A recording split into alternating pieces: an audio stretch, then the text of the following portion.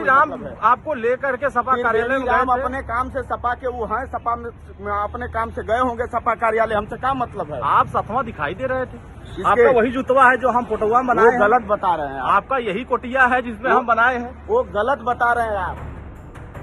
हालांकि वीडियो के जरिए अरुण राजभर ने बताने की कोशिश की है कि सुभाषपा के बागी ने किसी अखिलेश से कोई मुलाकात नहीं की, लेकिन बड़ा सवाल ये है कि जब मुलाकात ही नहीं तो ओपी राजभर क्यों सपा पर सुभाषपा को तोड़ने का प्रयास बता रहे हैं। ब्यूरो रिपोर्ट, हिंदी खबर।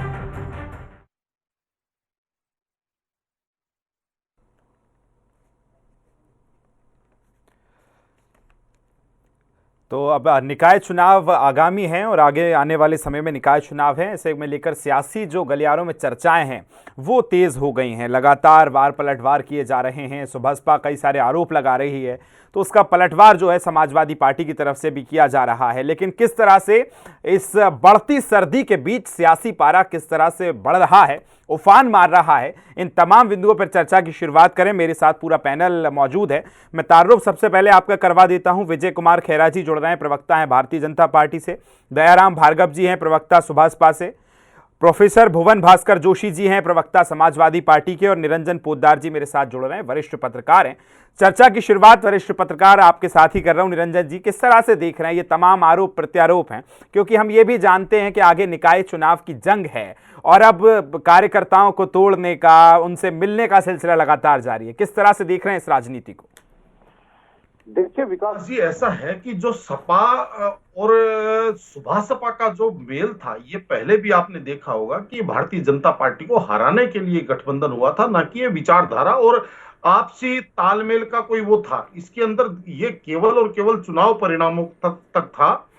और चुनाव परिणाम आने के बाद में इसकी परिणति क्या हुई वो आपने देखी होगी। और मैं बार बार एक ही बात कहता हूं कि बिना विचारधारा के मिले कोई भी गठबंधन कोई भी पार्टी के साथ कोई भी करता है, भारत के अंदर आप कहीं पे भी देख सकते हैं, जम्मू कश्मीर या कर्नाटक या महाराष्ट्र, जहां पे भी आप देखेंगे वहां पे आपको इसका परिणाम जो है उसकी परिणति यही नजर आएगी।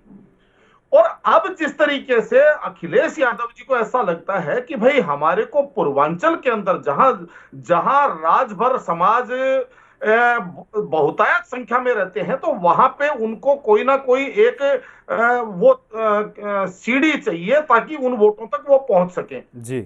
और राजभर साहब तो इस समय उनके कंट्रोल में है नहीं, तो इसलिए वो ये चाह रहे हैं कि सुभाषपा को कमजोर करके और सुभाषपा के जितने भी उनके सिपह सालार हैं उनको अपने साथ ले आए।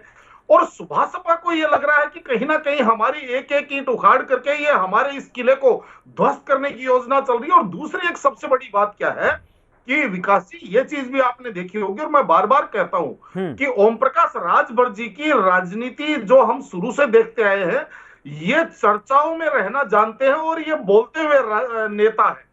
और इनका एक इनके पास समझ लीजिए एक उद्देश्य ये है कि क्योंकि राजनीति का आपने देखा होगा कि भाई खर्चा या चर्चा, अगर आप चर्चा में रहेंगे तो आप राजनीति के अंदर आप कायम रहेंगे।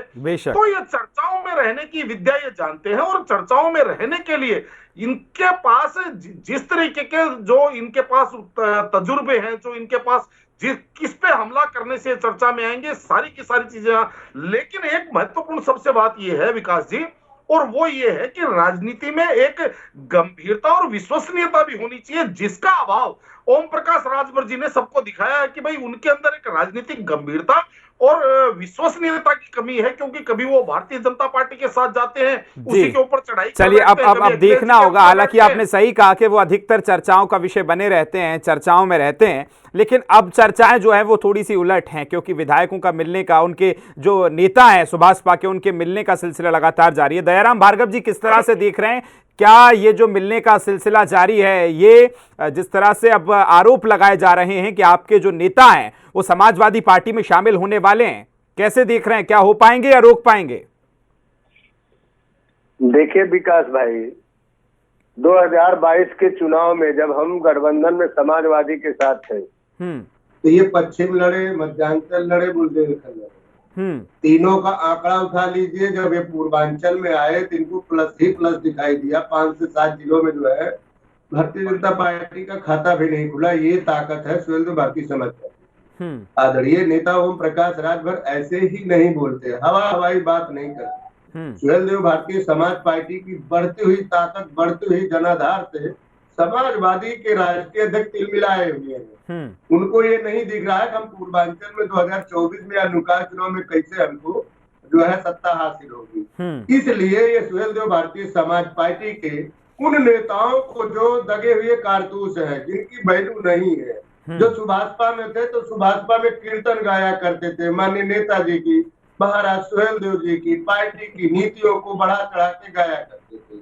अब जब अखिलेश यादव के द्वारा गाड़ी मिल गया, बंगला मिलने वाला है, पैसा मिल गया है, तो पार्टी बना करके 2-3 महीने में आप देख लीजिए, आप जाइए देखिए। दयाराम भार्गव साहब, ये साहब सुनिए ना, ये बड़ा कंफ्यूजन है। देखिए ये बड़ा हास्यास्पद भी है। निरंजन जी भी मुस्कुरा रहे हैं। मुझे एक चीज समझ में नहीं आ रही, वो देखिए अभी नेता आपके हैं, आपकी पार्टी के नेता हैं, एक तरफ आप कह रहे हैं कि उनको गाड़ी बंगला मिल गया है तो अब वो वहां जाएंगे। हालांकि अभी तो उन्होंने ये घोषणा भी नहीं की है कि वो समाजवादी पार्टी में जा रहे हैं। आप पहले से ही जो अनाउंसमेंट कर रहे हैं वो भी नहीं समझ में आ रहा है। आप ये बताइए विकास भाई, वो तो अपना एक अलग दल बनाए। अरे दल बनाए तो आप तरीके से बनाते, मना किसने किया था? लेकिन आप बार बार आदरणीय नेता ओम प्रकाश राजभर को केवल टारगेट गाली दोगे। और अरे दयाराम साहब, उन्होंने अभी घोषणा नहीं की है छोड़ने की। जाकर समाजवादी पार्टी कार्यालय पे मिलोगे और उसके बाद मिलने के बाद कहोगे हम समाजवादी पार्टी कार्यालय नहीं गए थे। विकास भाई वो नहीं है, कोई कहीं भी जाए वो स्वतंत्र है, हम उसकी चर्चा नहीं करते। लेकिन आप अच्छा दयाराम जी एक चीज बताइए, वो खुद से जा रहे हैं या समाजवादी पार्टी बुला रही है? जैसा आपके जो अध्यक्ष है वो आरोप लगा रहे हैं कि समाजवादी पार्टी तोड़ रही है। समाजवादी पार्टी के नवरत्नों में एक जो उदयवीर सिंह जी है, जिनको जो है भारतीय समाज पार्टी को तोड़ने का जो है एक प्रकार का उनको दिया गया है निमंत्रण। तो वो तोड़ने के लिए हमारे सुभाषपा के लोगों को लालच देकर, पैसा देकर। भुवन भास्कर साहब देखिए, आगे निकाय चुनाव है और आप पे तोड़ने की राजनीति करने का आरोप जो है वो दयाराम भार्गव साहब लगा रहे हैं कि आप उनके नेताओं को बुला रहे हैं, पार्टी में बैठक कर रहे हैं, कार्यालयों में उनके साथ। क्या हुआ सर, क्या निकाय चुनाव में आपको लग रहा है कि जो सुभाषपा है वो टक्कर देगी आपको? देखिए विकास जी, हमारी जो रीति है हमेशा जोड़ने की है। हम लोग तोड़ने की राजनीति करते, समाजवादी लोग जोड़ने की राजनीति करते हैं। निश्चित तौर पर मैं इतना कहना चाहता हूं, अपने परिवार को संभालने की जिम्मेदारी परिवार के मुखिया पे होती है और लोग भी रीति और नीति देख रहे हैं पार्टी की कि निश्चित तौर पे कभी चल सन्यासी मंदिर में कह देते हैं, कभी जो साथ रहते हैं उनको गलियाने लगते हैं। निश्चित तौर पे देश और प्रदेश नीति और नियत को देख के करने का काम करता है। हम किसी की पार्टी को तोड़ने के पक्षधर नहीं है, लेकिन निश्चित तौर पे सामाजिक राजनीतिक दल उनके कारण कोई हमारी समाजवादी भावना के साथ हमारे साथ जुड़ना चाहता है तो निश्चित तौर पे सबका स्वागत है। और माननीय अखिलेश यादव जी बड़े हृदय के व्यक्ति हैं, जो भी हमसे जुड़ना चाहे उनका स्वागत है, परिवार में स्वागत है। कोई सर ये कैसा स्वागत है? सुभाषपा तो आप पे आरोप लगा रही है कि आप गाड़ियां बंगले देकर अगर स्वागत कर रहे हैं तो फिर तो सर हर कोई आएगा ना। मैं आपसे कहना चाहता हूँ, समाजवाद में इन चीजों के लिए कोई स्थान नहीं है। निश्चित तौर पे आरोप लगाने का तो आरोप लगाने का इनका काम है, करते रहे तो लगाते रहते हैं। चल सन्यासी मंदिर में कहा चुनाव में पूरे देश और प्रदेश में सुना, आज उनका गुणगान करने लगते हैं, कल किसका गुणगान करने लगे कोई पता नहीं, रीति कुछ पता नहीं पार्टी की। निश्चित तौर पर हम इसमें बात में उलझना नहीं चाहते। हम लोग तो गरीबों की, किसानों की, मजदूरों की, युवाओं की लड़ाई को लड़ने का काम करता है। निश्चित तौर पे हमारे कार्यकर्ता और नेताओं में इस समय बूस्टअप है चुनाव के रिजल्ट के बाद, और हम लोग सब पूरे प्रदेश को बताएं कि भारतीय जनता पार्टी का रथ अगर कोई रोक सकता है तो केवल समाजवादी पार्टी रोक सकती है। चलिए विजय कुमार खेरा साहब, मैं आपके पास आ रहा हूं। देखिए समाजवादी पार्टी के अपने दावे हैं, सुभाषपा जो है वो अपनी तैयारी कर रही है और पिछले चुनावों की वो दुहाई भी दे रही है कि किस तरह से बीजेपी को उन्होंने पछाड़ा था, लेकिन वो ये कह रहे हैं हमारी तैयारी तो है, बीजेपी कहां खड़ी अभी? देखिए अभी समाजवादी पार्टी वाले बड़ी बड़ी बातें कर रहे थे, धरातल पर क्या स्थिति है वो देखिए आप। समझौता किया इन्होंने, उसको बर्बाद कर दिया, तो बाद में सब रोए हैं। अब मायावती जी से लीजिए, पहले मायावती जी बाद में पछताई, उन्होंने ये भी कहा कि हमने बेकार में ही ये मुकदमा इनसे वापस ले लिया, जो उनके जान को से जिसमें खतरा था, मारने की कोशिश की गई थी, वो बड़ा पछताई है। इसका राहुल गांधी जी को ले लीजिए, कांग्रेस इस पूरी तरह पछताई है कि हम सपा के साथ क्यों गए थे, और हम अपना जो है वो ही वजूद खो बैठे सपा के कारण। तो सपा का धोखा देने का इतिहास है। चाचा के साथ देख लीजिए, चाचा को पार्टी बनानी पड़ी, धक्का दिया, मंच से गिरते गिरते बच्चे सब छुड़ा लिया, उनको सड़क पे कर दिया, चाचा को भी धोखा दे दिया। यानी इनका तो इतिहास है, तो कोई खास बात नहीं है अगर सुहेलदेव जी धोखा खा गए तो। नहीं सर, वो ये कह रहे हैं कि आप धोखा नहीं दे रहे हैं, बल्कि वो तो केंद्रीय राजनीति में उनको उतारने की बात कह रहे हैं, और ये कह रहे हैं कि ये चुनौती बनेगी बीजेपी के लिए आगे। हम सारे धरातल पर जो अभी हुआ है हमने वो प्रमाणित कर दिया है। और इन्होंने भी चुनाव होते ही सुहेलदेव जी ने इन्होंने कहा था और राजभर जी ने कहा था तुरंत ही कि इस चीज से बाहर नहीं निकलते हैं, ये बैठे रहते हैं अंदर घर में, इन्होंने कोई काम नहीं किया। उन्होंने तो उनके साथ रहते हुए उन पे चार्ज साफ कर दिया था उसी समय, तभी उनकी दिशा तय हो गई थी और सपा की भी तय हो गई थी कि उनको दिखने वाले नहीं है। जो आदमी अपने चाचा को मीटिंग में नहीं बुला रहा हो, जो अपना चुनाव जीतने के बाद मीटिंग कर रहा हो, उसकी समीक्षा में उनको नहीं बुलाता हो, तो इनको क्या बुलाएगा। तो जब इतनी बेइज्जती अगर हो, दूसरी बात ये बार बार ये कह रहे हैं कि साहब वो पार्टी चलेगा, ये वो पार्टी चलेगा, तो एक बात हम बता दें आपके, राजनीतिक वातावरण सदा बदलता रहता है। सामाजिक परिस्थितियां, कभी कभी अपनी क्षेत्रीय परिस्थितियां बदलती रहती है, उस हिसाब से कई बार आदमी राजनीतिक पार्टियां बदलता है। हमेशा जरूरी नहीं है कि स्वार्थ के लिए ही बदले। और इसके बहुत, तेलंगाना इसका उदाहरण है। अभी बुंदेलखंड में भी, कल बुंदेलखंड प्रांत अगर फ्रंट सीट पे आ जाता है तो 20 समीकरण बनेंगे और बिगड़ेंगे। तो ये एक अलग बात है। आदमी अपने क्षेत्र की, अपने लोगों की चिंता में कई बार समझता है कि उसे कहाँ जाना है। पर जहाँ तक सुहेलदेव जी का सवाल है, उनके अपने क्षेत्र में वर्चस्व है, सिर्फ उस क्षेत्र में है, उसमें कोई शक की बात नहीं है। चाहे वो सपा में रहें, चाहे भाजपा में रहें, चाहे इंडिपेंडेंट रहें, चाहे कहीं रहें, अगर उनने इस तरह का कोई निर्णय वो आगे लेते हैं तो उनकी अपनी मर्जी है। लेकिन सपा के इतिहास के बारे में मैंने आपको स्पष्ट रूप से बता दिया है। और रहा भाजपा का सवाल, तो भाजपा तो इतने प्रचंड बहुमत से जीती है और अभी फिर जीतेगी, इसमें हमें तो कोई उसमें। दयाराम जी मैं आपके पास आ रहा हूं। देखिए, जिस तरह से अखिलेश यादव कह रहे हैं कि भाई हम तो नहीं बुला रहे हैं, लेकिन वहां से जो लोग हैं, हम तो सबका स्वागत है, खुली दिल की पार्टी है, जो अगर आना चाहे हम सबको बुलाना चाह रहे हैं। लेकिन ओपी राजभर ये भी कह रहे हैं कि अखिलेश यादव जो है वो सपासपा को तोड़ने की कोशिश कर रहे हैं, और आरोप तो वो ये भी लगा रहे हैं कि आप शिवपाल यादव के जरिए सपा में शामिल होने की जुगत में है। कैसे देख रहे हैं समाजवादी पार्टी के इन आरोपों को दयाराम जी? देखिए विकास भाई, ये तो निराधार है कि समाजवादी पार्टी में सुहेलदेव भारतीय समाज पार्टी कभी गठबंधन करे, ये बिल्कुल हम फैक्ट बता रहे हैं। इसका कारण ये है, अभी हमारे बीजेपी के साथी ने स्वयं अब ये कैसे कह रहे हैं सर? देखिए, एक तरफ आप कहते हैं कि राजनीति में कुछ भी संभव है। सुन तो लीजिए विकास भाई, सुनो तो, मुद्दे लेके जाओ। सुहेलदेव भारतीय समाज पार्टी का हर कार्यकर्ता, जब बिजली फ्री के सवाल पे बात होती है, जब इलाज फ्री के सवाल पे बात होती है, शिक्षा फ्री के सवाल पे बात होती है, पत्रकार आयोग की बात होती है, पुलिस सुरक्षा की बात होती है, सभी लोगों की बात करती है। आप बताइए, सामाजिक न्याय समिति की रिपोर्ट की बात करते हैं, बिजली आज उत्तर प्रदेश में इतना महंगा, हम सबकी चर्चा करते हैं।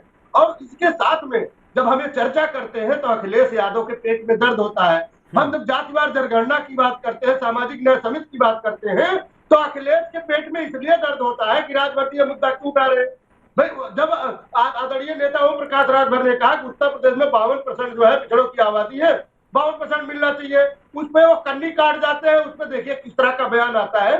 तो ये कृत्या दर्शाता है या पिछड़ी जातियों को जो है समाजवादी पार्टी केवल समाप्त करना चाहती है, या उनके वजूद को खत्म करके केवल ये जो इनका फैक्टर अपना लेके चलते हैं उसी में ओतप्रोत रहना चाहते हैं। इन्हें भी कोई विकास से मतलब है, न इन्हें कोई शिक्षा रोजगार से मतलब है, न इन्हें महंगाई से मतलब है।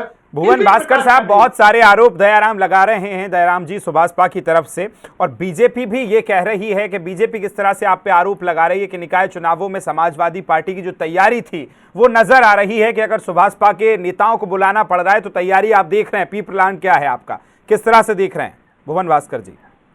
देखिए, मुझे तो बड़ा हास्यास्पद इनका बयान लगता है, क्योंकि मुझे ऐसा लगता है कि जो प्रश्न करे जाते हैं, क्योंकि हमारे भी बहुत लंबा राजनीतिक जीवन हो गया, हम ये देख पाते हैं कि जो सत्ता पक्ष से क्वेश्चन करे जाते हैं, लेकिन ये विपक्ष के पार्टी से प्रश्न कर रहे हैं। निश्चित तौर पे इनका दूरदर्शिता की कमी है और निश्चित तौर पे इनका अनुभव कम है।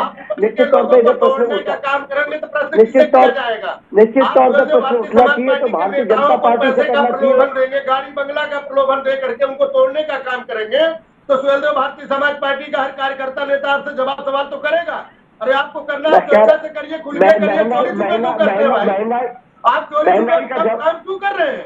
आप चूरे सुन तो चूरे काम लीजिए, करेंगे इन्हें तो सुनवा आप लीजिए, मैं टूटेगी। ऐसी बहस नहीं करता। आपके नौ भुवन भास्कर साहब देखिए, चलिए दयाराम जी एक एक करके मुझे लगता है लेते हैं, ऐसे नॉन स्टॉप नहीं। भुवन भास्कर साहब, ये दयाराम भार्गव जी बात कर रहे हैं सुभाषपा की तरफ से, और देखिए अगर आप उनके नेताओं को बुलाएंगे तो सर दर्द तो निकलेगा ना, दर्द तो फूटेगा ना। वो सवाल कर रहे हैं कि साहब आप खरीद फरोख्त कर रहे हैं, गाड़ी बंगला दे रहे हैं, तो उसका जवाब तो देना होगा ना सर आपको। मैं कह रहा हूँ जो प्रश्न इन्होंने उठाए हैं, महंगाई का प्रश्न उठा रहे हैं, बेरोजगारी का प्रश्न उठा रहे हैं, ये तो सत्ता पक्ष से उठाए जाते हैं। ये क्या किस तरह की बातें करते हैं, किस तरह की बातें करते हैं ये?